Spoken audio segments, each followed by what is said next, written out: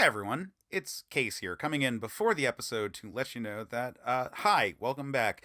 We have been on a break due to the SAG strike, but that is over, so we are coming back. So this episode was actually recorded before I had my daughter. So that is about the end of February, beginning of March of 2023, and it is currently December of 2023. And I've got this weird energy because it is right about to happen, and we're just trying to bank as many episodes as we can because we knew that the baby was going to be an issue. And a lot of stuff has been going on in our personal lives, and, you know, for both of us. And we are coming back, but I also wanted to say that we are going to try to pace this out. We were going at a pretty breakneck pace doing the doing the bonus episodes, the another pass at another pass episodes on the off weeks. It's a clip that we could keep up when both of our lives had not factored in particular people that we had to take care of in a way that was different than it is now. And we want to get back to that pace, but right now is not a good time for us to be at that pace. But rather than take a longer hiatus, we would rather start putting out episodes and putting out those bonus episodes, but doing each once a month. So we're going to be on a bi-weekly schedule, just like we always would be before we started doing the bonus episodes. And so we're basically, I know we initially promised that we're doing these in addition to the regular episodes, and this is now instead of the regular episodes. I'm sorry, it's a life thing. We're gonna get back to a better pace eventually, because a lot of the things that had sort of been in the way kind of are up, one of which is of course the strike itself, but our schedule had been having issues before that anyway. I'm rambling, and I just want to say thank you for staying with us during the break, and we are going to get back at a regular clip, and we're both really excited for the shows that we have coming out. Also, this is technically going to be considered 158A or 158 Dark-2. We did the strike episode, but we're not ready to jump immediately into the next fifth episode. So we've got another episode coming up after this one before we do a fifth episode where we look at a movie that overcame some issues, just if you're wondering and trying to keep track of that part. And we've got more coming up soon that are really good episods of the first season of Another Pass. And I'm excited to get Sam's feedback because they're kind of big movies that I want her opinion on. Anyway, I'm glad we're back, and let's get on with the show. I'm going to say before we start, this movie is critically panned and not successful, which is why it's like a good choice for us to talk about. I have lots of feelings because I love the book, so. All right, so why don't we get into it? Hey, everyone, and welcome back to the... No. Big dramatic pause. I'm centered. I'm ready. No. Welcome to Certain POV's Another Pass podcast with Case and Sam, where we take another look at movies that we find fascinating but flawed. Let's see how we could have fixed them. Hey, everyone, and welcome back to the Another Pass podcast. I'm Case Aiken, and as always, I am joined by my co-host, Sam Alisea. Hi. And returning from the times before Sam, the BS times as they were, we have Anna Grindrod-Feeny. Hello. Anna, it has been too long since we talked about Josie and the Pussycats. It really has. I'm so happy to have you back. I'm so happy to be back. I literally just rewatched that movie with my roommates the other night after you brought it up on Twitter. I was like, oh yeah, it's when my roommates hadn't seen it. And we got a massive TV. So I was like, what better way to, christen it than with one of the greatest movies all time. No, I saw the picture you posted. It's so good. Like, that was such a great episode. Again, I'm so glad that you introduced me to that movie, because it's such an underrated classic. Yeah. It's the type of movie that, especially now, you can go back and be like, man, that soundtrack really fucking slams. And like the anti-capitalist vibes of the whole thing, like that's really fucking cool. And it was also panned critically at the time and didn't do very well. And so it was like perfect for us to talk about here, where it's like, how could this have been more popular, even though we love it? Mm-hmm. Which is kind of good because today we're talking about a similar type of movie. Right. I'm here with another like girl power, critically panned, great soundtrack movie. Right. Actually, two great soundtracks, which is an interesting one that we will mention. But today we are talking about the 90s witchcraft classic, Practical Magic. Yay. I'm wearing my Practical Magic shirt for the occasion. So. Oh, very nice. That is perfect. Yeah, so this is a 1996 movie starring Sandra Bullock and Nicole Kidman. It is budgeted at $75 million. It box office had $68 million. So it's pretty fair to say that it's not just a flop, but it's the flop in the category of, it's not even like, oh, well, it didn't double its money. It's like, it didn't even make its money. Yeah. Rotten Tomatoes scores, I think, are like at the 2-star at it, maybe like 1.5. Like critics just across the board are not particularly good. Most of the reviews are fairly scathing. And yeah, just not a hugely successful piece at the time, but had a lot of cultural cachet. A lot of people remember it, even if they never saw it. They remember the trailers. They remember, pardon me on this one, the incredibly sexy shot of Sandra Bullock like blowing a candle to be lit. It has its place in the culture, and it's the kind of movie that I think a lot of people who saw it at the time really have a soft spot for.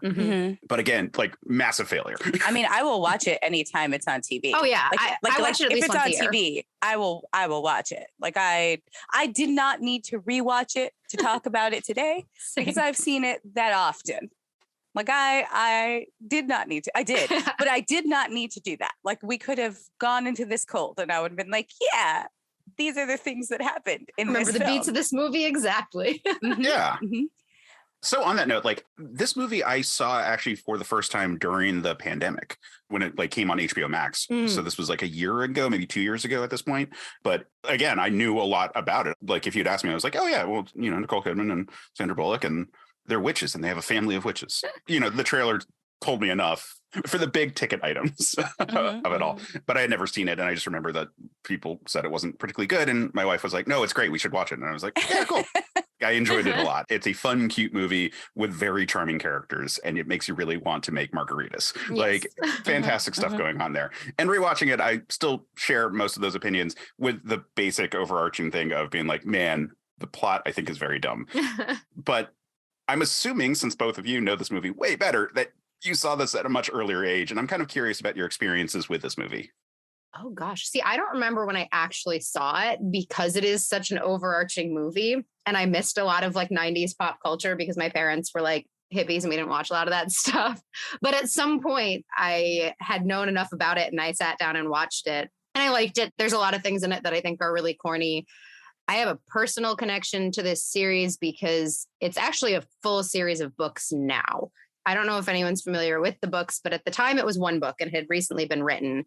And it's a lot more about like sister relationships than it is about magic and curses. Like that's sort of an underlying like setting for these stories about generational trauma, as opposed to like demonic ex-boyfriends possessing you. And then literally more than 20 years later, Alice Hoffman, the author, revisited the series, and she wrote a prequel series about the aunts, who are played by Diane Wiest and Stockard Channing in the movie, and about the two sisters and their brother in 1970s, 60s to 70s New York, called The Rules of Magic, which allegedly is going to be an HBO show. We haven't heard anything since 2019. And then she wrote another prequel about Maria Owens, who started the curse, and then a sequel to tie it all off, which came out like a year or two ago. So I read the book long after the movie. It's very different. I posted about reading the book and Alice commented on my Instagram story and was like, there's a prequel coming out, or on my Instagram post. I was like, there's a prequel coming out. And I was like, oh my God, Alice Hoffman. Hello. She's amazing. I've met her a couple times, but the prequel book is like actually the one I love most, like the one about the aunts. Like I identify so strongly with that book. Franny, who's played by Stockard Channing in the movie, is like so much me that a friend was once like, have you read this book? Because you're in it. So yeah, I have very strong feelings about the overarching story. Like it eventually became such a huge part of my life, despite the fact that I didn't grow up watching the movie. I probably watched it in like my teens or 20s for the first time. Yeah. I think for me, I just saw it on TV because this is definitely not something like I went to the theater to watch, but I definitely watched it on TV. And I think like, I don't know, one of those channels like TNT or something like that had bought it for the month. And like, it just was on all of the time. And I would just have it in the background while I did homework and stuff like that. And the thing is that everyone in the movie is incredibly charming. Like all of these actors are so charming, even the terrible ex-boyfriend is somewhat charming, right? Everything is like so lovely. And I love Sandra Bullock, and I definitely loved her like when I was a teen. Like I thought she was amazing. I still think she's amazing, but I really, really loved her when I was a teen. And so I would like watch this film and listen, The plot is bananas. It is out there. It is cuckoo. It is crazy. It also has one of those, making drinks and dancing around and singing along to a song thing, which honestly in the 90s and early 2000s was in every movie that was made for women or geared towards women, and definitely inspired many, many spoofs of scenes like that, specifically that scene. But it's nice. It's fun. It's two sisters who fuck up in very different ways, and they kind of figure it out together, and it brings them together, even though they're fucking it up while they bring them back together. And so there's something nice about that, even though the plot is strange and weird. And you're like, oh, wait, does that make sense? Like, wait, hold on. She just confessed to murder. Like, no, he's just going to walk away. Okay, cool. Whatevs. He loves her that much. He's going to commit a crime and cover up her murder. Things like that kind of as an adult doesn't sit well. But when you're like a teenage girl and you're like watching this movie, it's just fun, and everyone's charming and everyone's so pretty, and it's a pretty movie, and there's magic. Oh my God, it's wonderful. I love it. Soft spot required. Yes. Yeah, rewatching this movie, there's a part of me that's trying to remember what it would have been like in the 90s for some of the things that go on in it. Like, the movie's sense of the legal system is really fucked up, and also the way the culture perceives stuff. And like, admittedly, we're kind of in a backslide right now, culturally speaking, where I guess it's not quite as far-fetched to be like, oh, well, people think she's a witch, so we should fucking not trust her and possibly burn her / like put her in the electric chair kind of stuff. Yeah. But yeah, I just keep coming back to like, man, the plot. If the plot wasn't in this movie, I think I would be like so in love with it all, because all of the characters in it are charming and fun. And like, when they're interacting with each other, it's so great. And then it's like, oh, well, a cop read your mail, which is a crime, and came to your property without a warrant and searched around and found evidence, which is also not admissible in court. And now he's prompting you to confess to a murder, which any court in actual existence would be like, no, that was clearly self-defense. Even when they're like, oh, well, we poisoned him. It's like, well, yeah, but the circumstance of how you poisoned him were still self-defense. Like, he was actively trying to brand your sister while like holding some kind of weapon to her and like forcing you to drive. Like, yeah, no, they would have found that as self-defense, unless they're like, oh, she's a witch, we have to kill her. Right. Like, that's the only scenario where that doesn't work, which, to be fair, that is the cultural history that their family has gone through. Yeah. But at the same time, you're like, but is it? It's also not even the cop's jurisdiction. Right. Like, why is he across state lines? Like, you're just a cop. You're not an FBI agent. And again, this guy is like wanted for murder, right? Like, I believe that's what it is. And so like, it could be, but that's not how they place it. He's just a sheriff. like he's not an FBI agent after a serial killer. He's just a guy who's after a guy who's wanted for murder in a local murder, and he crosses state lines to get him. Honestly, borderline obsession. There's something wrong with this cop. Like, if we're thinking about this logically. Yeah, like, even if he was granted some kind of permission to pursue the guy, that's the limit of what he's doing. He's not trying to find out who murdered the guy. He's trying to catch a murderer. Right. Yeah. And technically, he must be on sabbatical because he's not working with anyone in the area. Like, he's using his personal time to do this. Like, if we are talking, like, pacing this in reality, this man is using his personal time to go to find. This man is obsessed. Okay. He needs mental help. He needs to seek a therapist. Yeah. Again, this movie has nothing to do with that. It is super charming, and we love him, and we want him to marry Sandra Bullock at the end. Right. Want the curse to be lifted. But honestly, if you think about this as an adult living in a real world, there's something wrong with the cop too, for sure. But I mean, I also get him being obsessed with Sandra Bullock. That makes a certain degree of sense.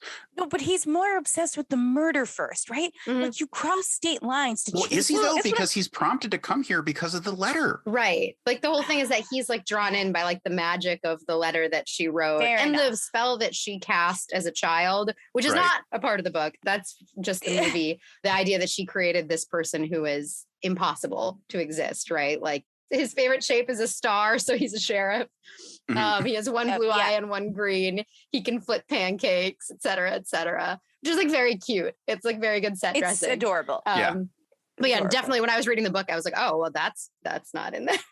And that's the thing with the plot too. Like, so not to just be like compare it to the book, because I'm not a like the book is better kind of person. I think adaptations need to make changes. And I think this one needed to make changes. The book covers like 20 years. It's not this like, oh, he shows up in town and like all of this happens. It's like covering from when they're teenagers to Jillian showing up and being like, help, I murdered my boyfriend.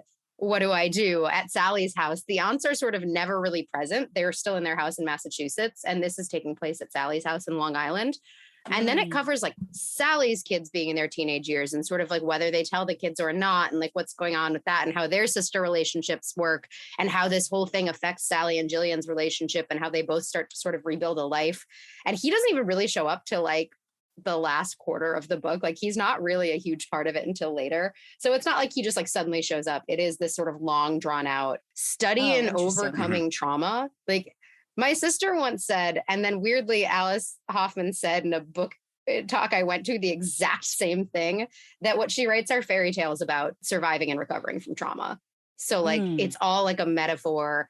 Even when it's not magical, there's like a magical feel to it and a magical element about it. And there's a lot less like overt witchcraft in the first book too. It's very much about just like sister relationships and surviving horrible things that happen to you and learning to thrive beyond that. So they had to like condense it into this movie. And that's where this sort of like weird, awkward plot comes from. Because how do you make a movie that spans 20 years that's just sort of sisters sitting around and solving their shit? Yeah. Yeah. I mean, that makes sense because like the movie, like we're saying the plot, but this part doesn't even really kick in. Like I would argue that like Act 2 is when Sally goes to find Gilly, when she goes to like find them and the whole kills the guy thing starts.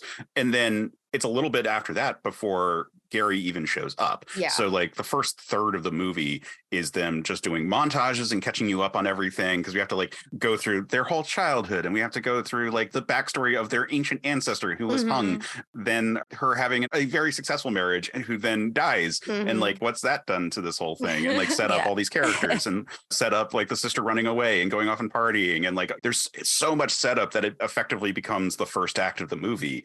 Yeah, it doesn't follow a standard plot structure at all. Right. I think, which throws a lot of people. No, it's very montage heavy. Yeah, it's like kind of like Tolkien-y way of going. Yeah, where it's like they're more concerned with what's going on to the characters and in the story than like hitting all the plot beats, which that's my favorite type of writing, but debatably might not be successful in a mainstream blockbuster cinema release. Yeah, I mean, in terms of like, well, what is the actual story hook? Like, what is getting a person who's coming in completely cold? It's like, all right, well, we've got lots of montages and like voiceovers, and we've got like, you know, there's very little to like really hook you. Like the first time you really have like a scene with the characters you care about is like kind of when she's casting the spell for the impossible man bit. And then it kind of goes back into montage mode for a little while. And then like, oh, now they're these like two successful, beautiful actresses. Oh, and they're parting ways. Oh, more montage as we find out, like, oh, we're going to speed run a marriage with children and all that. Yeah, pretty much. You're just watching for the charm of the cast at that point. Yeah. Well, I feel like, I think that's kind of like in retrospect, where the movie falters is that I kind of wish it had either committed to like being this slice of life, odd, not typical Hollywood movie, or being this like spooky, witchy, campy movie, right? Like they try to do both things. And I think that's kind of where it hits for like people who have nostalgia for it. Like I have a lot of nostalgia for this movie. To be clear, I love this movie, despite also really, really loving the book series. But also it's a bit uneven when you're watching the first time and you're not familiar with like what it's doing. Right. It's like plot, no plot, no plot, you know? Yeah. I can just see Animal from Muppets being like, plot, no plot. Yeah, I mean, like this movie feels like a wonderful companion piece if you're a fan of the franchise or of the genre even. Yeah. Like, it doesn't go very deep into like the rules of magic or anything like that. The only one we really get is like if you bring someone back from the dead, it's going to be fucked up. Right. Which Like, also like never happens in the book. Right. In the book, he's just a malevolent presence who kind of fades over time and just sort of like, he's not even like a ghost. It's like just his aura occasionally is like they're kind of making everyone in the town like a little bit more irritable and crazy than they would normally be. So it's very different. It's very much more tonal in how she writes as opposed to this like Hollywood, supernatural that we kind of see where it was like, it's such a good concept, but they were also trying to like ride the wave of like, I don't know exactly where this lines up with all these things came out, but the general like zeitgeist being about like Hocus Pocus and The Craft. And like, it was very popular. Sabrina the Teenage Witch, right? Like Buffy, all of these things were very popular around the same time. Yeah. And like Charmed, I think was like what, like yeah, 88? Charmed. Yeah. You know, Yeah. like- So like this was just there and around. And, you know, we saw this happen again, like a few years ago with like witchcraft was like the thing that everyone was writing about. And so this was like both the perfect piece and then like not at all suited for what that type of writing about it. It both applies really well and does not with how she writes. Yeah, like they souped it up for the movie. Yeah. Yeah, well, exactly. Like all the witchy stuff is fun, and they like clearly have like really fun beats of magic. Like when they're doing the phone tree scene of like who gets assigned to it, and it's like all the pages say Sally, and it's like, well, for why would there all the pages be any? Why do you have multiple pages? Period. But like, it's like cute that we've got the spells stuff there. We've got like good scenes for the trailer. You know, we've got like great like set piece moments to be like, oh yeah, magic works. Period. Like full stop. Yeah. And then like here's all the like fun things you can do with it. Even at the end of the movie, them like showing off in that they jump from a building with umbrellas and survive. Like, that's one of the scenes where I was like, why was that there? I mean, like, I like that everyone's accepting them as like, oh, it's just our town witches. That's great. Right. Cool. And have them all joined in it. But like, that is definitely magic because like any kid watching this and being like, oh, cool, I could just take an umbrella and jump from a 4-story building is going to die. Yeah. Yeah. I like to think that they do that from here on out for all the grand openings of anything in the town. Yes. Like the town just invites them. That's like jump off a roof. I love it. Like, yeah. Like it's like now they're accepted. Like, oh, you're opening a new store. You gotta contact the witches so they can jump off for good luck. Well, and I want to circle back to that one because I have questions about the town, but I just want to say, like, I think that they do all the good trailer moments to like make magic like cool and fun and have like good scenes of magic and not have it be so subtle. Because like, for example, like when with the first husband, like that whole spell component of that is barely a thing that you see so much as you just understand that from all the looks. It's like, oh, well, that was a spell of some kind. Okay, cool. I get it. So that's all there to give you something to glom on to visually speaking. But then the story is so compressed at all the spots that already exist. And then they insert a Hollywood plot to like kind of make it, well, there's a movie. And then the most charming parts don't have anything to do with that. Or if it does, it's like the most tangentially possible. Like I actually really like the third act of this movie, which is a good place to be coming from because third act problems is the usual like catchphrase of like, oh, the script is bad. And in this case, I think it's just that the second act should have been a TV show. The whole thing should be a TV show. Yeah, exactly. I am like very curious to see how they're going to do the prequel if it ever happens, because they attached the Jessica Jones showrunners to it initially, which I was like, okay, cool. But also I was like, oh, like, I don't want you to tonally match the movie to make people happy for their nostalgia when the book is so good. You know, like, I have a lot of like, we'll see what's going to happen. Like, please don't camp it up. The book is like, the book is really, really good and has like a really good plot for a TV show. So like, it worked for the movie, the first movie, but like maybe for the prequel, don't. Right. Like this is the perfect thing for that kind of like HBO or Netflix or Disney Plus kind of series. There's plenty of talk about a lot of those being movies that have been like decompressed too much. And this is one where it's like, well, clearly the first act is just like, how do we like speed run their entire like, life story and like multiple relationships and all these like dynamic characters who are so interesting that you just have to be settled into them by the time you get to act 2, even though that's so much fucking setup. Like that's, I think, ultimately the thing where it's like they made a movie out of a thing that shouldn't have really been a movie. Like is ultimately kind of the thing. Now they did, and that's so we're going to talk about how we could have made that better ultimately. But like it still is just like no, like it just needed more space to breathe. And like, and as a result, some things that they put in there to like fill your lungs with air real quickly, you know, didn't necessarily need to happen, or like could have happened in like a more logical way instead of just like hand wave. Like literally almost all of the like legal concerns I have in this movie are said out loud, and they're like, don't worry about it, and you just move on. It's true. It's like they acknowledge, they like acknowledge, like, yeah, it's handled. That's fine. It was clearly self-defense. No one's going to believe that. I guess you're right. We have to do necromancy. Yep. I mean, it's the only way, Case. The only way. It's the only way. And then they just re-kill him immediately. Right, because bringing back like the man who was already like demonically evil when he was alive, and then making him a raised from the dead demonically evil, just like, dude. yeah, that's going to go well. Really bad thinking. Choices were made. Well, and then their first response once they do it, and he's violent because he was already a violent person trying to kill them in life, is just let's kill him again. Well, they clearly made a mistake And they had to rectify that. And that was with death. The mistake was not tying him up. Yes. They made several mistakes on the way to killing him. And then they made a mistake bringing him back. And they had to just kill him because that was the actual solution. Yep. Honestly, I'm fine with the message, like kill abusers. Like I'm fine with that message. That part's fine. It's just like don't make excuses for them, quote unquote, which is what bringing him back from the dead is a metaphor for. Right. Agreed. They should have never done that. I mentioned that I wanted to talk about the town, and I think this is a good time for us to discuss this part. So they set up that the community that they are from is not very inviting of witches because, you know, the whole history Salem. of right. Well, they've got a history of not liking them. Case, come on. Yeah. And that keeps going into their entire life. Like that it's like, okay, yeah, well, you know, witch, you're a bitch. And it's like, oh, wow, every single generation has the same fucking rhyme. Okay, cool. But at the same time, she has like an apothecary that is like a fairly well-running business that people come into and buy like witchy kind of stuff, even if it's like more like new age hippie-ish rather than like here's ivory stuff or things like that. I chalk that up to classic human hypocrisy. Yeah. The premise that like comes back over and over in the books is that like all of these people will publicly shun them, but the second they need something from them, they show up. There's like a path to the door at the aunt's house, and they show up and they knock on the door and they ask for things like, you know, we see in the early part of the movie, the woman who's like, this man needs to be in love with me. He needs to leave my wife. That goes very poorly for her in the book, by the way. He won't leave her alone and she hates him.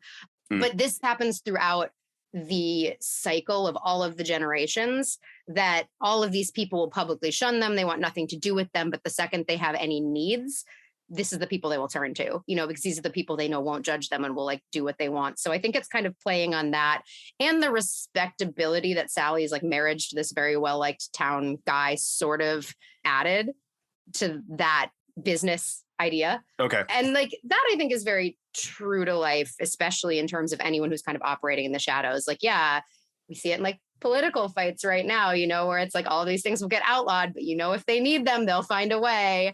So I think it's a lot of like that concept playing into it. Again, it doesn't like necessarily read in a Hollywood setting. Well, exactly. Like talking about the shop and like her first marriage and whatnot, allowing for some of that to really occur. I think it's all very true. I'm just saying that like, because they speed run so much of it, and sorry, that's my catchphrase for like the first act, but it is like, when I read a description where it's like, oh, well, she was able to be embraced by the town because of being in this marriage. I'm like, where is that actually in the You don't see it anywhere. So all of a sudden she just has a shop and she has people who are very accepting of the witch stuff working there, even though she can't talk to them about it. It's like, I'm not a witch. You're a witch. Like kind of stuff is all there. But then when Gary is going around town, while you get some of that backdoor talk, like he's talking about how weird the town feels, it feels actually like more like it's already integrated a bit into the whole magic kind of scene. So that's where like the movie isn't actually quite doing that part where like there are moments where it's like, oh, but the magic is a part of our community. And like people seem to at least admit it, even if they're not like openly like championing it. And by the end of the movie, I think we have a healthy community that has like fully embraced it all. And like that part is great. That I think is the much more interesting thing going on in this movie, that like a lot of context that is either from the book that isn't actually brought into this, or is stuff that they infer but don't actually show very well. And like it's the stuff that I really like and I want to spend more time on in our pitches, because like that's what I want more of this movie to be about, which sounds like the book has those elements, and like so I think is good fodder for that conversation. Absolutely. When we talk about the child actors in this whole movie, because there's a few sets that we see and they are fun in different ways. I really like the daughters. We have a young Evan Rachel Wood as one of the characters. They're really cool. I understand that they apparently like kind of condense most of the story beats mostly to the older daughter, which presumably she's the better actress at this point and goes on to be a big Hollywood star. So, you know, it makes sense. Being able to see the spirits and like having a lot of like the actual lines and the very cute, like cursing the kid to have chicken pox. And then the next time we see him, he actually has chicken pox and you know, all that. Like, that's really fun. The younger versions of Sally and Jilly also are like, I think very charming. The one who's playing young Sandra Bullock is Camilla Bell, who apparently like stole Joe Jonas from Taylor Swift, and then she wrote a really mean song that apparently she doesn't do anymore because it's too mean. So for all the Swifties out there, somehow it all comes back. I've heard that name. Like that's about the extent of my knowledge, but yeah. Yeah, it's great watching some of these movies with my wife because like I can get filled in on all like the gossip that like is just totally off my radar, and I'll be like, oh, but here's the story structure. No. Speaking of gossip, before we get into the plot, this movie was cursed by a witch, allegedly.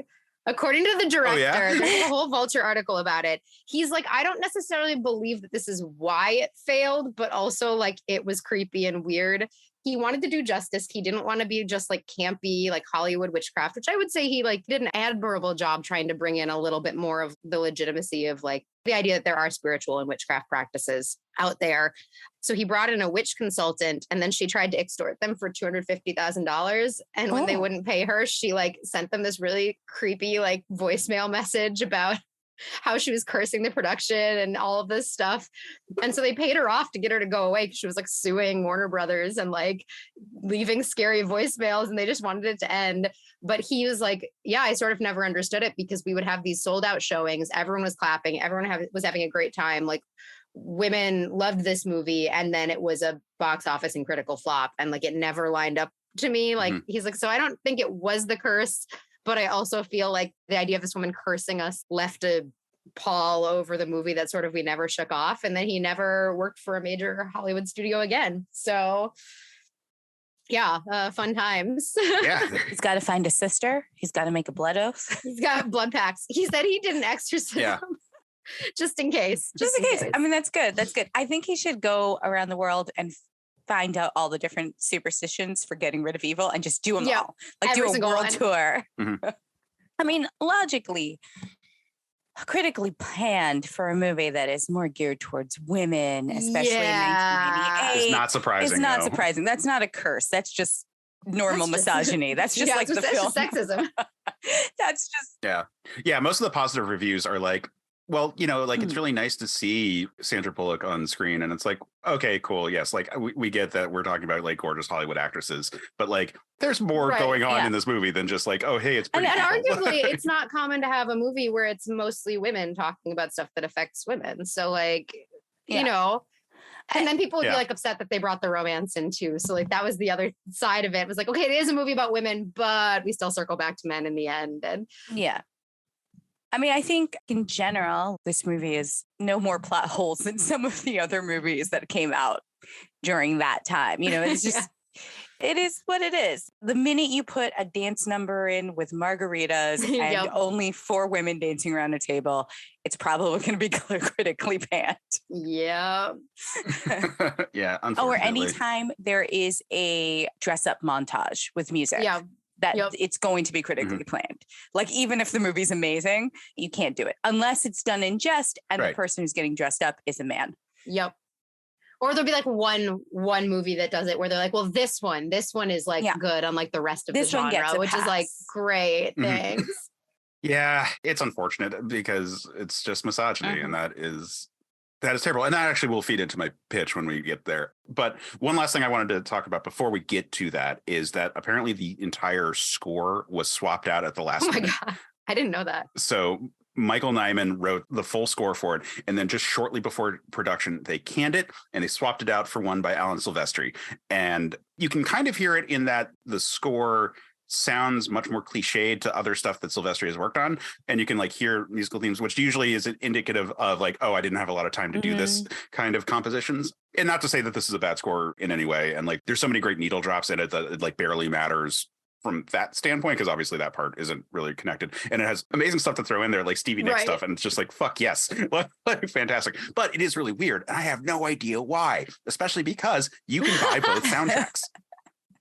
Amazing. I have to go look up the other one now. Yeah, I have no idea why, because it's the themes for the characters. Like, we're not even talking about like, here's the big songs. Again, it's all the background music for it all. So I'm like, I don't know why, like, articles when I was like trying to find it didn't mention why, but like this movie, because it wasn't super popular at the time, and because it was panned, and because it's a specific set, like, again, like the misogyny component, like the internet is very well cataloged and indexed for nerd topics that appeal to men. Then it exists for things that are more like female centric, but they're usually different spaces. Like Wikipedia has so much info on like comic books because like it's nerds like me who are like, I'm going to fill out everything. Like, and it's just not here on the usual sources I go to for like movie data and so forth. Right. We're all talking on like the comment section of Alice Hoffman's Instagram.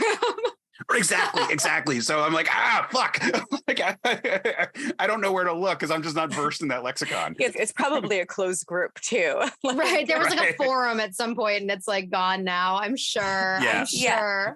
Or some space. Yeah, there's like some vBulletin site that is like so well developed and has so much information if you just know how to search. Space on early Tumblr, which is like a bunch of Wiccans that /love practical magic / the book / how dare the movie, but also how dare the movie. Oh my God, amazing.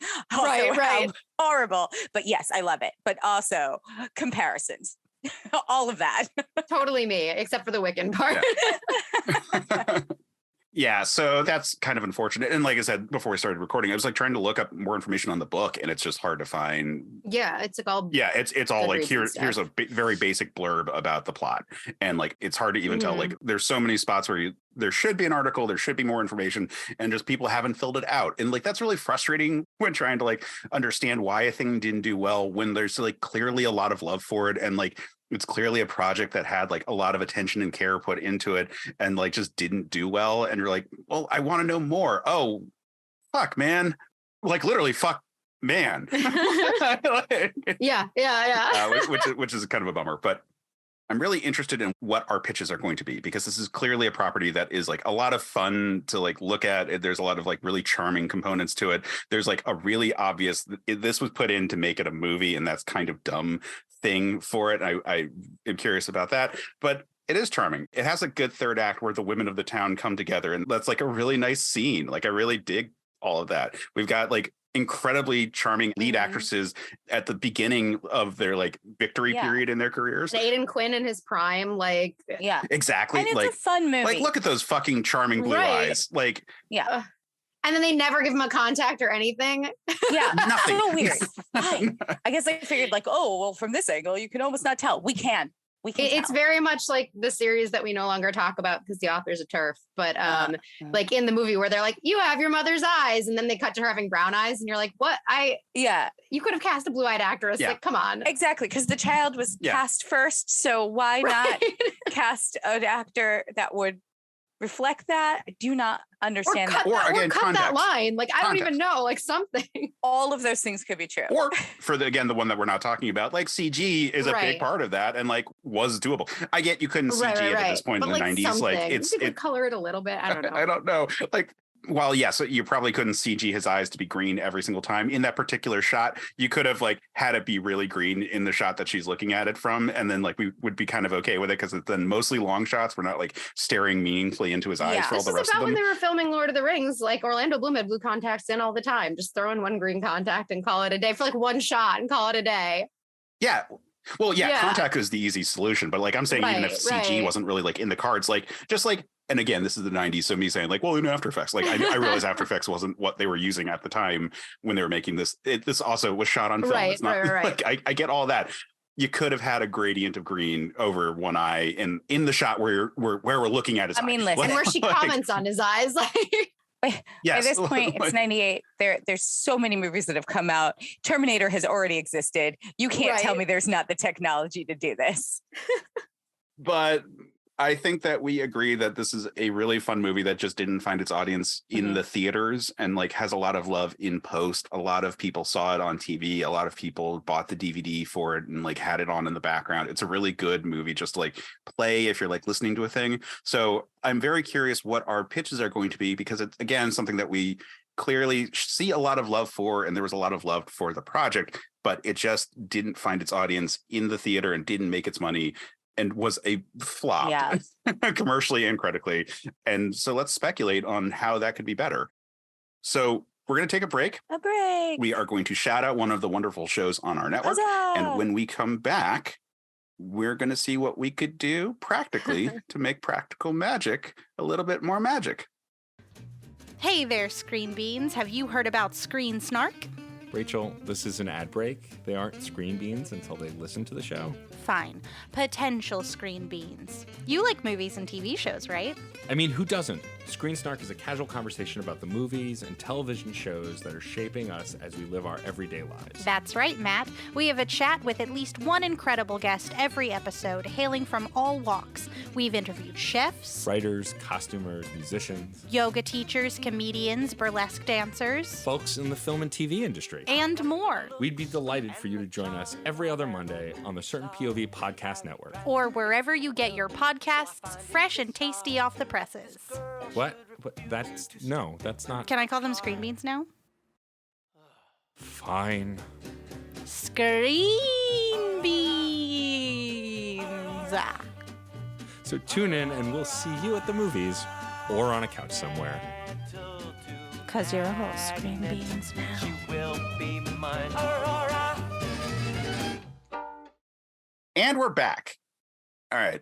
Anna, it's been a while since you've been on. Since the last time you were on, we have instituted a very firm rule on the show, which is that I am not allowed to go before Sam when giving pitches. So as our guest, you have the choice. You can go first if you would like. You can make Sam go first. Yeah, that's fair. Then I can follow after her. Like if you want to go last, that's totally fine. I just can't go second if you're the first. I can go. I don't mind. Yeah. As I mentioned before, I do think like one of the biggest issues is that it tried to be both kind of like this atmospheric indie movie and then like hit these big Hollywood beats.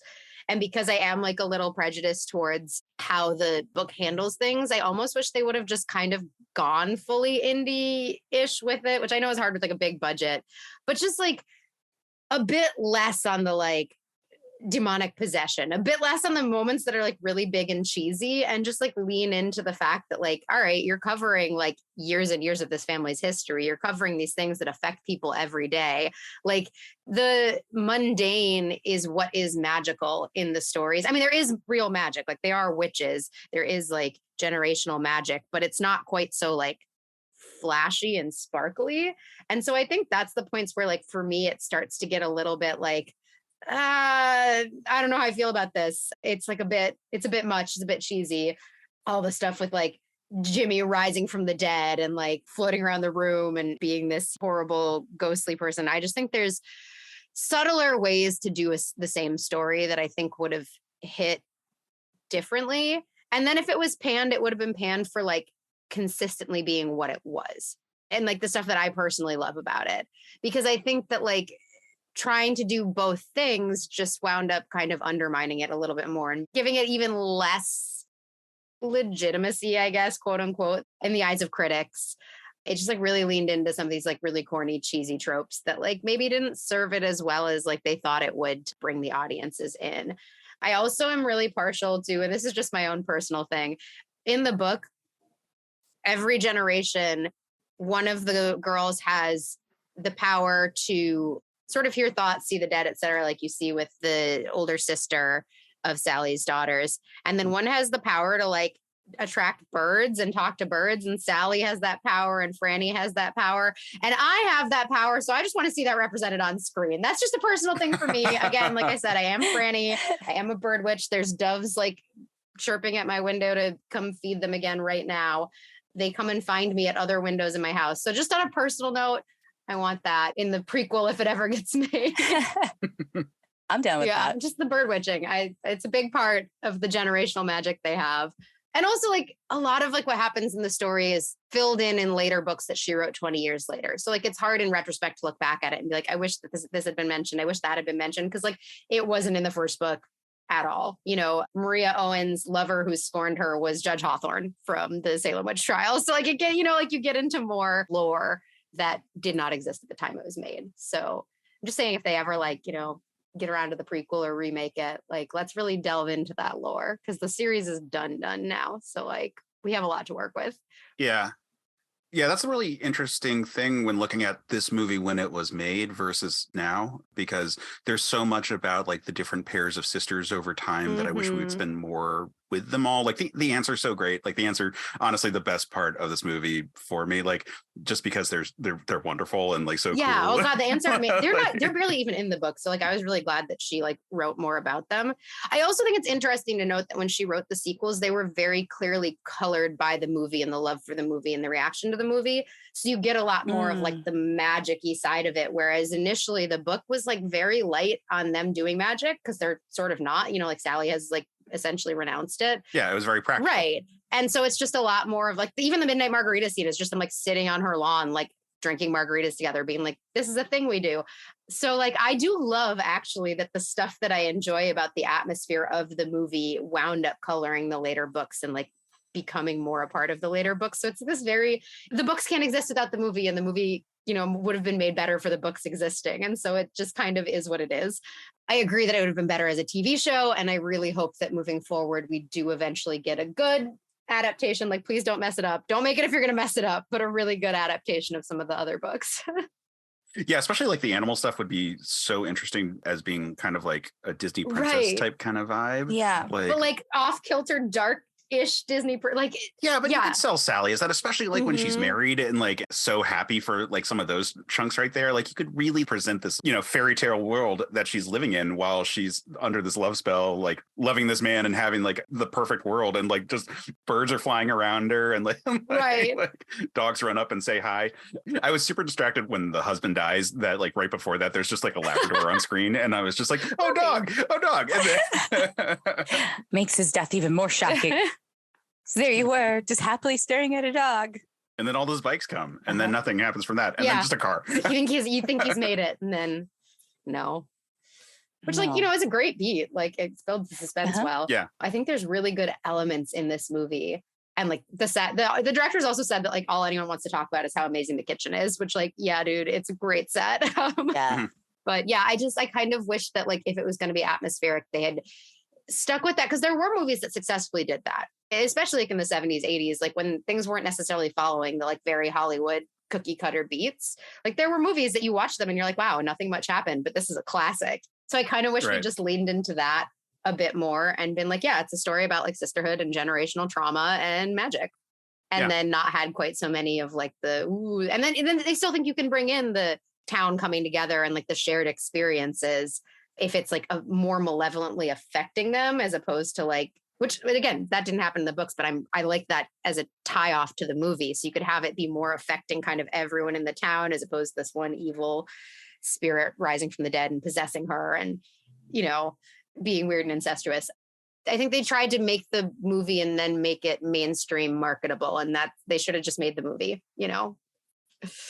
Yeah, I think that works a lot with thoughts I have. This movie is trying to force a plot that it didn't need to have. And I would have rather just like let other scenes breathe more. Sam, what are your thoughts? Just get him a contact. Leave it alone. There's no saving it. Listen, the thing is that the last half of this movie is so great, right? The third act is so great. And I wonder, do you get the third act without suffering through the first and second act?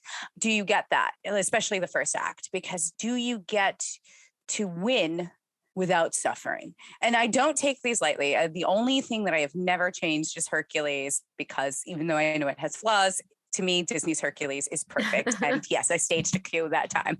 For me, I feel like with this movie, I don't know that there are a lot of ways to save it or make it commercially successful in 1998. I'll be very honest with you. And I think there's a number of reasons why. I think we already have Buffy, Charmed, The Craft.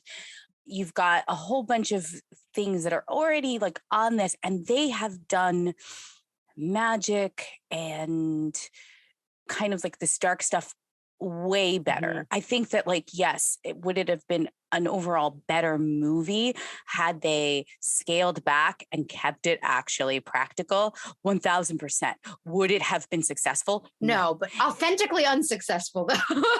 Yes, agree. And so I don't know that there's really a fix for this film, for this budget, to fix this movie, like the way that we would have to fix this movie in order for this movie. Like you would have to, and it's against our rules, you would have to recast because you would have to pick actors that would go below a budget because you'd have to bring this budget way down.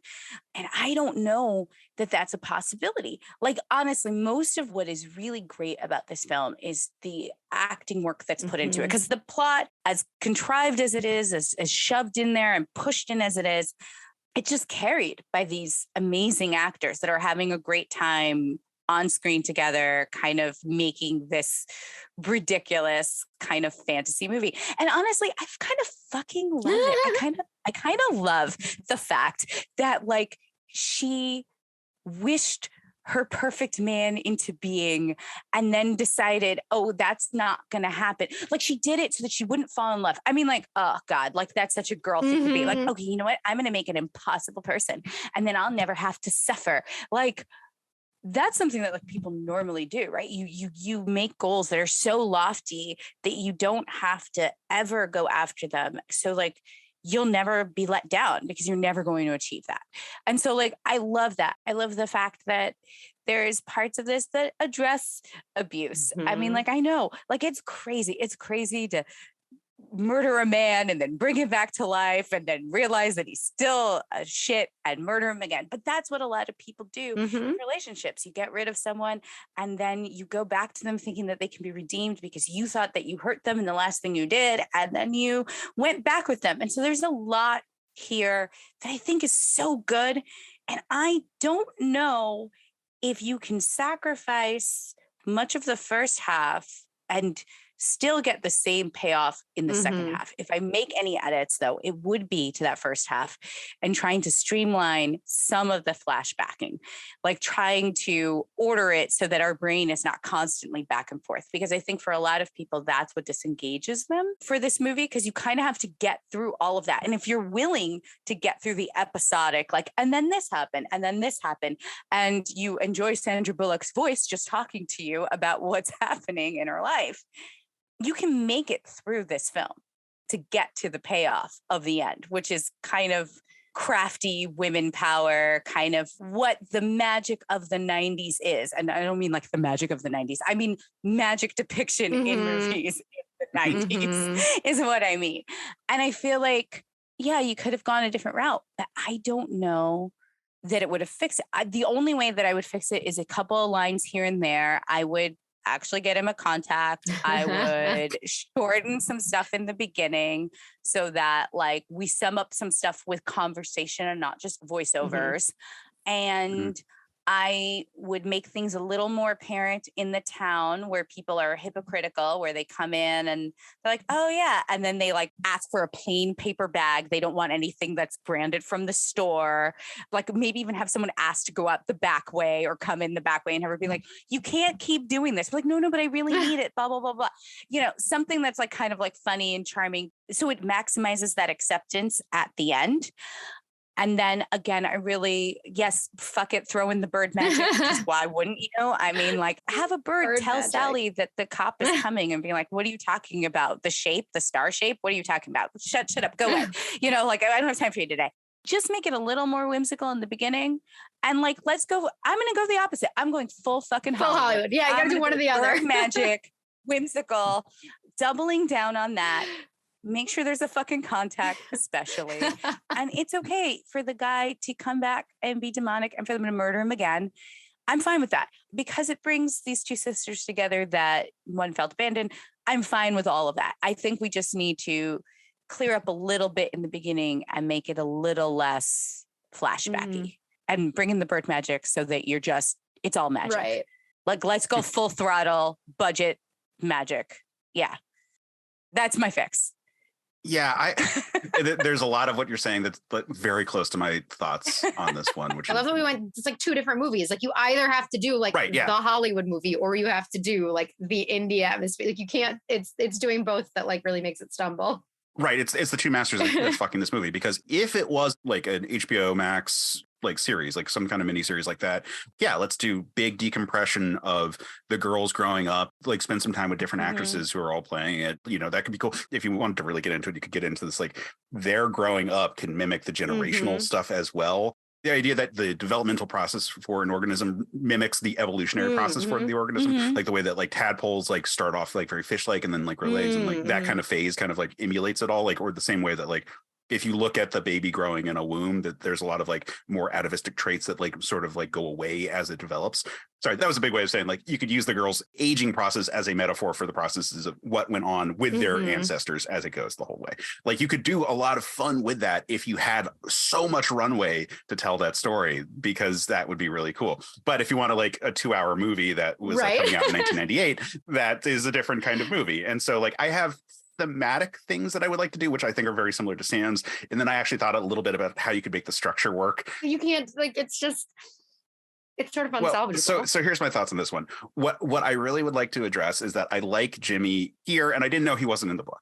So I was going off of the premise that he's there and like that's a thing that's part of it. And it was just kind of like not done in a great way in the movie. And so my thought on that one is like, I like the role he represents if he is supposed to thematically represent toxic masculinity. Again, talking about like trauma and so forth, like he is putting all this pressure on people. And as a result, I would like to blow up the themes he represents in this movie, make them a lot bigger, and really discuss the role of how toxic masculinity poisons the women around them to turn on each other. Like, I think that is in the text of the film from the get-go, because like when we see the stuff with Mary at the beginning, it's like, oh, it's the fact that like there was all the wives of the hanging committee, like or rather like all the wives are on the hanging committee or whatever the line is exactly. But the idea that they're attacking her when it's that their husbands cheated on them, that's the kind of like misplaced aggression in the scenario, or their anger should be directed at the people who actually wronged them, as opposed to the person who was a participant but not necessarily, you know, like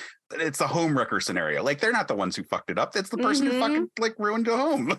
So building around that kind of world and like really deal more with the town. When Nicole Kidman runs off at the beginning of the movie and she's like, I hate it here. She doesn't hate the house that she's growing up in. But at that point, we haven't actually really seen that much of the town. She hates the town that they're in, where they're all stigmatized as witches. And I would like to spend more time with their community. It would be really great if we could see them as kids, not just like one time getting teased as like, witch, you're a bitch, but like actually see like how the people around them like kind of ostracize them because of all these things. Like when Nicole Kidman shows up for the phone tree scene, some people recognize her, some people don't. And then she like explicitly is like, yeah, I'm back. That felt very true. Like that felt like, oh, I'm going back to my high school. And like, I was like the outcast then. And like, they're still like concerned about me and so forth. And it's like emulating this whole like cycle that they're going through. Because I really like the third act. I really like them using the phone tree. Like that's a great scene of like, okay, I'm going to call the phone tree to like summon my coven of witches. Like it's so good. And they all show up with brooms and that's great. Like someone brings a vacuum cleaner. Sequence is amazing. And like the specter of the toxic boyfriend as a metaphor. That's so good. Like that's why I don't mind like keeping him in there, because I think that in terms of the role he represents in the film, I think that's fantastic. And like he is also like a pretty charming actor and like kind of cool, and like that all works really well. And we get like a very paladin-y kind of scene with him and Gary where it's like, oh, here's my holy symbol, I can turn undead with it. Like I'm much more cool with those kind of points there. So I want to keep stuff like that. I think that works really Hollywood. It feels like a modern fantasy setting, like that kind of genre type stuff. So that I think is all really good. It's just then like when you actually look into the details of like how the crime happens and the fact that we have to like rush through all of the like backstory about them, it's like, well, how do those kind of like play in? Because I would like to spend more time in the stuff that they had to speed through. So how do you actually make that time in a movie? This is not like a how it should have ended kind of show. Like we're not being like, well, if they had just tied him up and then taken him to the cops when he came back to life and we're like, this man attacked us, we knocked him out and like he's tied up, and they're like, oh, that's the wanted murderer, okay. And then the story's done and they have him alive and they wouldn't even check for poison because he's alive as far as they know, preternaturally so, and like that would have been fine. Like that, you know, that solves the problem right there. Or go to the police and that solves the problem right there. Or dump the body in the ocean and then be like, yeah, we never saw him, solves the problem right there. Or, you know, move the car. Yeah, like don't have his car anymore. Like there's so many problems. I mean, come on. It's a nice car. Yeah, I don't know why they didn't move the car. I do like the idea that like it's these women who don't know how to commit crime, so they didn't do anything smart about like that's very real to the idea of like abuse, right? Like You don't know how to cover your tracks because you were never planning to in the first place. Yeah, it just seems like it's like the fact that it's been like weeks when the cop shows up and it's like, oh, they didn't even like put it in the garage or something.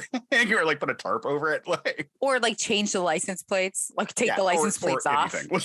Like, it's You'd think with the amount of true crime women watch that they would have some idea. I mean, Law and Order's popular at this point. They would have been watching that.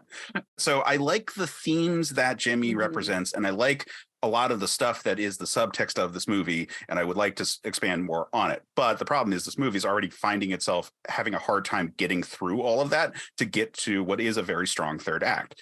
So, and this is like, I admit, kind of a hackier way to do it, but open a little in media res. Open with Gary in the town asking people about this family and have them tell stories about the family so you can see multiple points in their history. So you can get someone who's like a town historian talking about Mary. You can get someone who like went to school with the girls. You can get someone who knew the aunts, and you can sort of start developing those stories so that you're kind of feeding this whole thing into it. And then, yes, this kind of makes it more of a murder mystery type thing, but we're opening the movie with a character who is unfamiliar with the whole situation. And then like that way we get clued into it all, as opposed to it's like, well, here's all the rules for our family. And admittedly, that sort of changes the main character into being Gary. But I kind of only want that for the opening part of the movie, and then to shift focus to the girls. Like I think that Act 2 should be, if Act 2 is Sally going to get Gilly and that whole thing, I think you can just shift gears to all of a sudden they're the main characters at that point. I just think Act 1 has people telling the story, and you could even like not even have Gary be like present scene. Yeah, like it could be people talking about the town and talking, and like they're talking to someone, and we find out that that's Gary. Like, I don't want to make Gary the focal point. Like, it is still very much about the women, and I really want to make the third act like focused on that detail. But it would be more fun to feel the town gossip. It would be more fun to feel what it was like for these girls. When Nicole Kidman rushes off and it's like, I hate this town, I hate it here, we don't see it. And she's already an adult actress at this point. It's not the teenage actress who's running off or anything like that. So like, it's very tell don't show at that point. And even if it was tell don't show, but it was later, like in her life, and she's like talking about everything she went through, that would feel more real than in that moment that they do it. So for. basically, you're opening this like Beauty and the Beast. The Disney version. Look, there she goes. But, we need a musical number. but that is fine, because again, Sandra Bullock in this movie would be like the Belle type character who has everyone like has all the birds landing on her hand and you know, like make her a bit of a Disney princess, because then you could deal with like the husband's death and so forth, and like it doesn't feel quite so like, well, all right, here's a quick chapter about this and then moving on to the, you know, like by giving it a structure of this interview kind of setting, and especially if you don't know why. Like if you don't know it's about a murder or something like that, then you can lay out all of these details that are, again, chapters in a book that don't fit in a movie structure. You give a framing device for why there are these compartmentalized like aspects of the story. And then you get to like, what is this all about? It could be a scenario of the last person interviewed in Act 1 is Sandra Bullock. Like she's answering some story part. She's talking about the night that Nicole Kidman like ran off.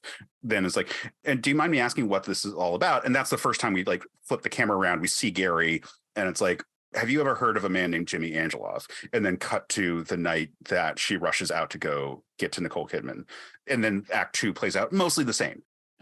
We've barely spent any time with Gary, so we're not like really changing him to be the focal point. He's the audience surrogate. So it's not a scenario where like he's the hero of the story. Like we always want Sally to be the hero of the story. And so all the stories that were being told up until this point were about Sally and her family.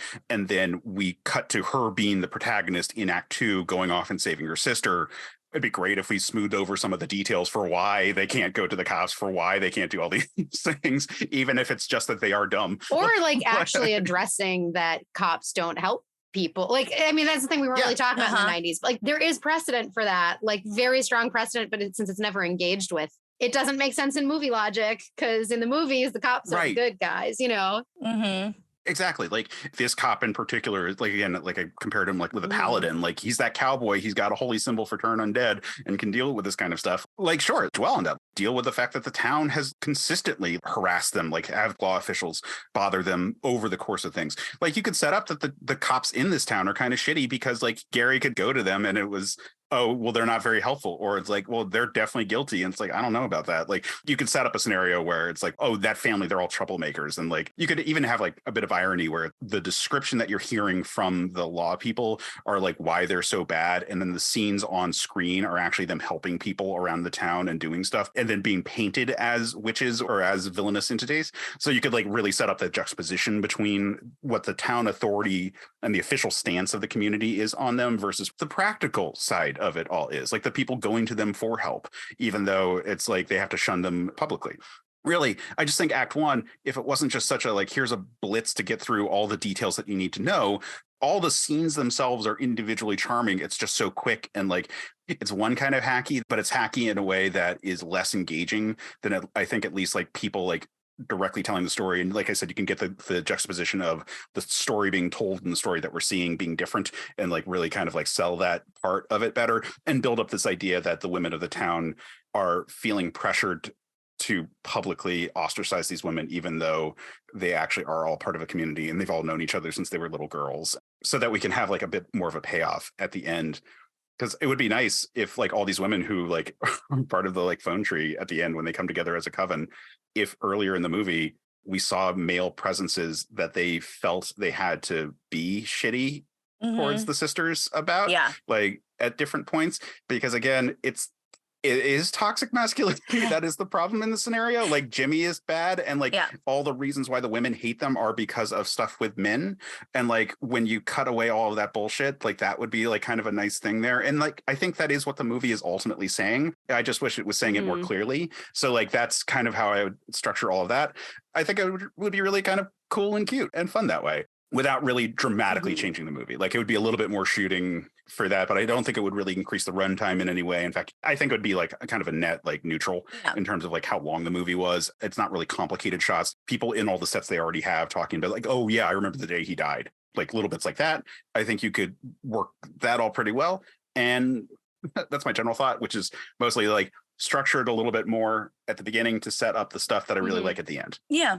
I like it. I think it's a movie that like it plays really well when you're rewatching it for the 20th time, right? Like when you're like, you understand these characters, but when you first watch it, you're like, I don't know what I'm watching here. Like what is going on? Where is the plot? What is happening? And so a lot of our fondness, nostalgia wise, is because we have watched it 20 times and we know the beats, we know what's happening with the family, and like they're really good beats. The way it plays out, like both on screen and in the book, is it is engaging with all these real world things like abuse and all of this stuff and how it lingers and how trauma doesn't go away. And like, it's just, how do you visually play that out in a medium that is so truncated? Yeah, exactly. Yeah. I don't think it's like particularly salvageable totally as a result. And I don't think if we did, we would love it as much as we all do. But it just doesn't make it a successful movie. Right. Like it's so good, but it's also so frustrating. Yeah, absolutely. We've looked at a bunch of movies where like a better movie would be a movie we don't remember. And I don't think that that is the case here. Like, again, I think all the stuff people really like about this movie happens once we get into the fun of it. Like the third act, and like weirdly, the fun and games portion more happens once stuff has gotten real, like after the halfway point, whereas usually it's between the 1/3 and the 1/2 point is like the save the cat scripting is where it's like, that's where fun and games happens here. But it's really after Nicole Kidman comes back where we see like the magic really being engaged with in fun ways. Like we get little bits with like Sandra Bullock, like having her coffee being stirred, which is like such a great character bit. And with like Gary investigating, and then again, Act 3, where they actually do this whole ritual, like when the daughters are being brought in on it and like, oh, they're all engaging with the magic together. It's almost like a reverse movie where like the fun portions happen much further into the movie than early on. So it's almost like the plot is happening in reverse, or like the normal story structure is happening in reverse. Yeah. And so like, I don't think you have to lose any of that. I think you can keep all the reasons why people really like this movie. Why, when you go back and you're like, oh yeah, it's like this mother-daughter, like generational kind of like, here's this identical pair of sisters and an identical pair of sisters and identical pair of sisters and identical pair of sisters, all bonding in the same ways. And it's fun and it's heartwarming and so forth. The thing is that the opening of the movie doesn't really hook you about that. So like if it became a little bit more of a hook, I don't think you lose the charm that people would love it for. Again, like there's a lot of movies where it's like, well, if it was better, but no one would remember it. We looked at Dr. Moreau and I was like, well, no one would remember this movie if it was okay. But because it was a colossal train wreck of a movie, it's like, we're going to talk about it right now. That movie. No, I agree. Amazing.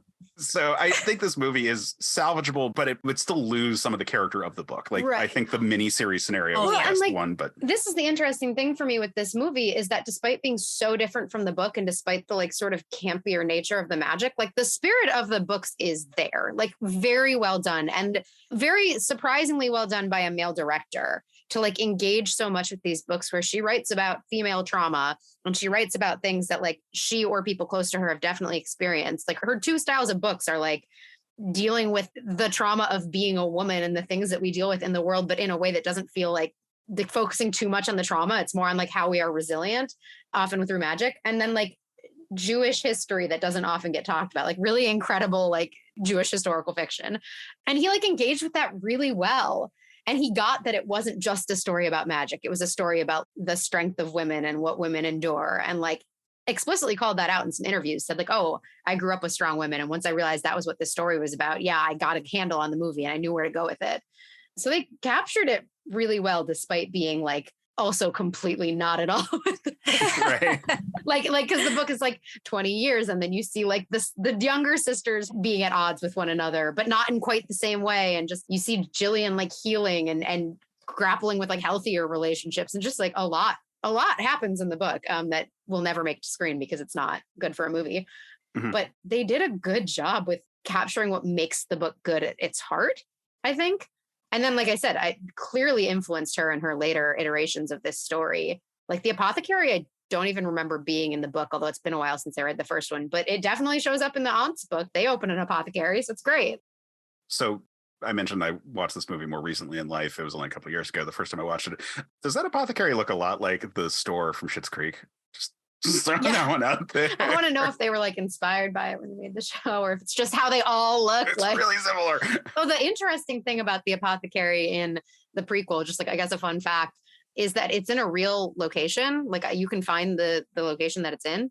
Obviously, they never shot it or anything, but like the place it's mentioned. And she like did her research. So she's like, yeah, after they moved out and went back to the aunt's house, because it's like in New York, it turned into like this murder mystery bookstore. And like there was actually a murder mystery bookstore in that location. It's just now like luxury apartments. And like I think there's like a luxury like outdoorsy store there or something right now. I walk past it and I go like, man, could have been a witch shop. Like One's the secret speakeasy of a of a spell store. just so good. But yeah, Yeah. There's also like a lot of critiques about, like I saw an article that was like, the problem is they keep loving men. And like, she's addressed that in later books too. Like she's brought in like queer identities and stuff. It's just like, I love the universe of this story. And I love how integral the movie has been in expanding that universe and like inspiring it to continue. Because it was never intended to be a series. And it's not a very like, now this, now that, now this series. It's exactly like the movie. It like jumps backwards and then jumps further backwards and then it jumps forwards. Just like a really interesting concept to continue playing out. Sadly now done. The Owen sisters, the book is closed on them, but it's okay. Well, maybe as side characters in some other person's story. Right. I just like, I think that she was like, I don't have more to say on them. Like we've told the story and that's great. I love her other books too. I love the atmospheric nature of it. I love how everyone remembers that house, even though that house doesn't really exist. It's like a sound stage in LA. Yeah, it's like a composite of a few things. It's just beautiful. Yeah. I'm really glad to rewatch this movie. It is Me a too. very fun movie. Like, they're so fucking charming. I meant to mention this at the top. Like, Sandra Bullock is like one of those actresses that was like the first time where I'm like, oh, she's really pretty. Like, it wasn't like a crush or something like that, but it was just like, man, she's so pretty. I got to wait on her once when The Blind Side happened, when they did the opening party at the restaurant I was working at. And I was like the designated waiter for her station. And, you know, this is years later and still just like radiant person. I was like, oh my God, I'm talking to Sandra Bullock right now. What the fuck?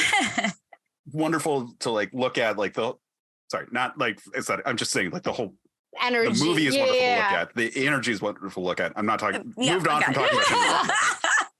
She's but also true. wonderful to look at. It's like, yeah, she's also wonderful to look charming. at. So is Nicole Kidman. Right. Like, Nicole Kidman is it's great fair. to look at, even when she's wearing those weird fucking 90s sunglasses The glasses. Oh my God. Yeah. that we all tried to make work at the time. And then in retrospect, we're like, man, that was a bad choice. Or I'm sure they'll be back.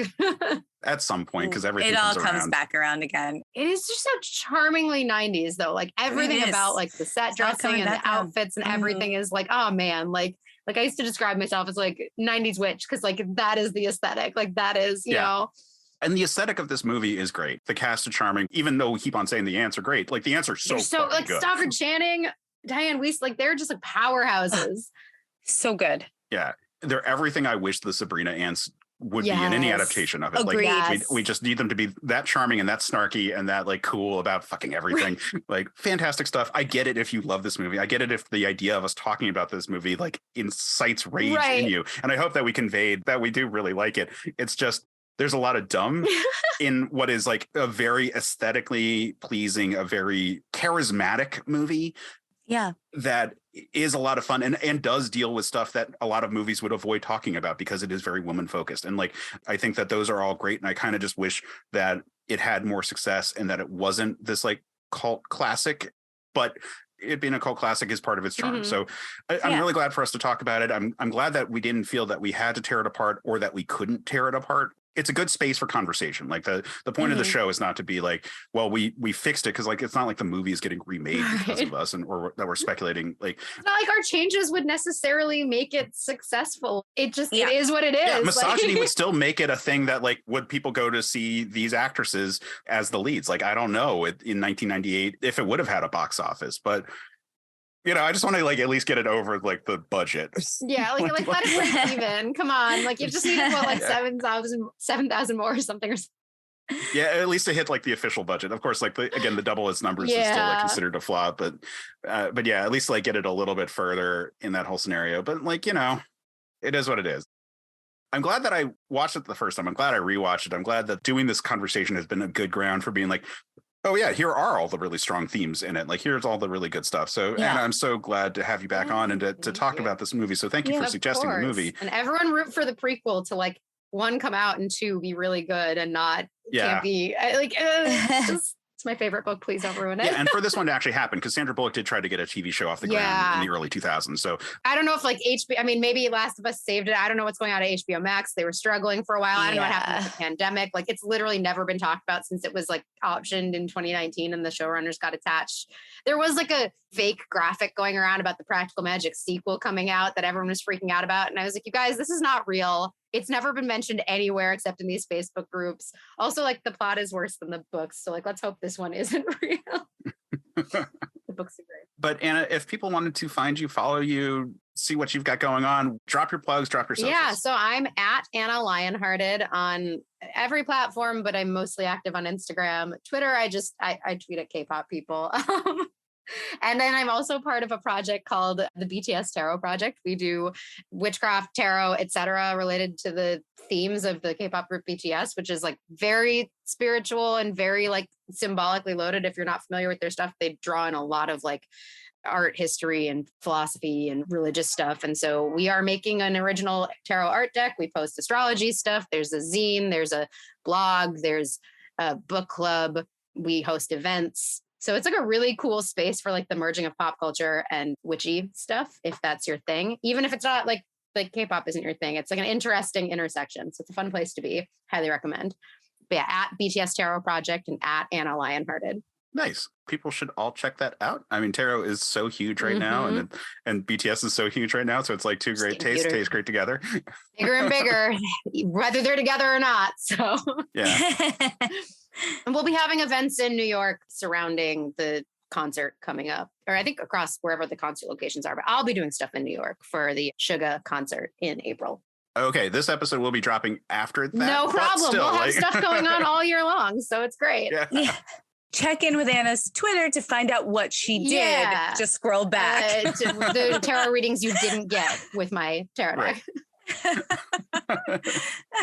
But wonderful stuff. You should definitely check it out. Definitely follow Anna on Instagram because her stories are fantastic. We actually get the tarot readings and so forth, and that's so cool. So also lots of clips of 17, but that's just my thing. Yeah. Well, you know, again, great taste, tastes great together.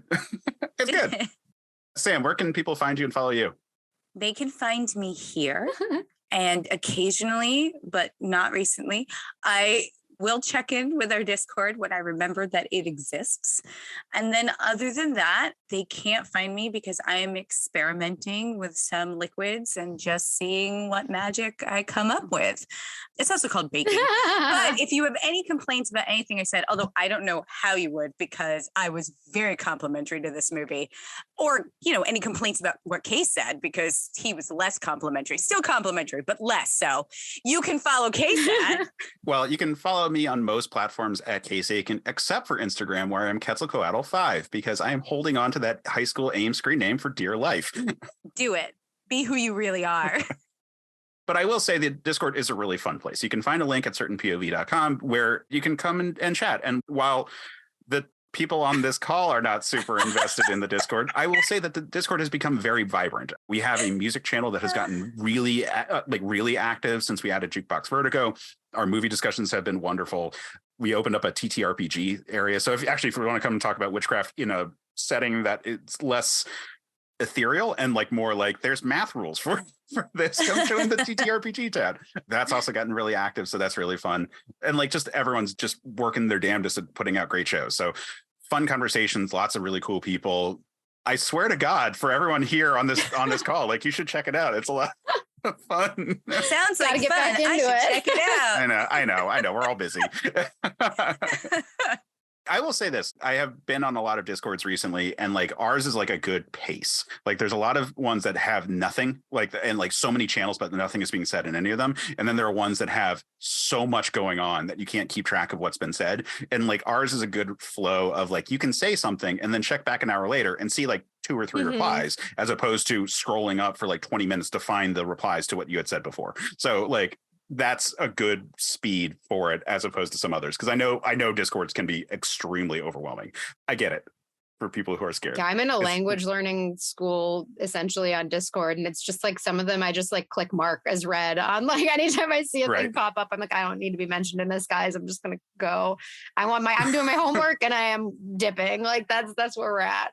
Yeah. We're also very good about not doing everyone's in our code of conduct. It's please don't do that unless it's absolutely essential.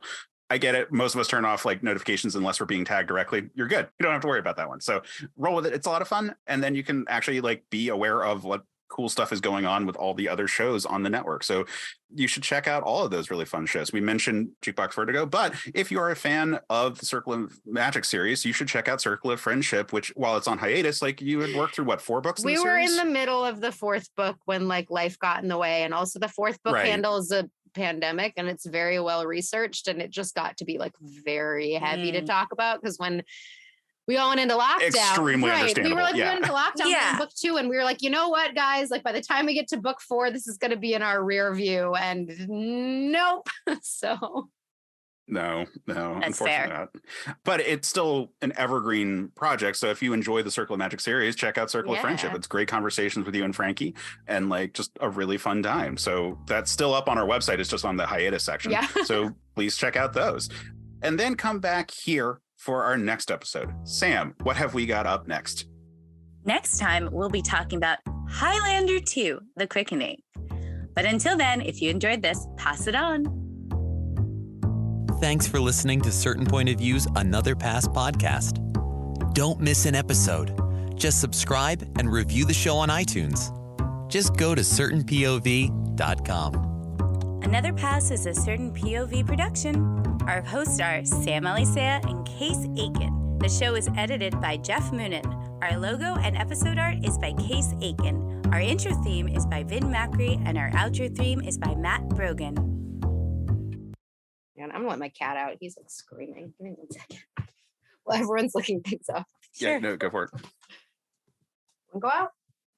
You're not coming back in then. Go. CPOV. CertainPOV.com.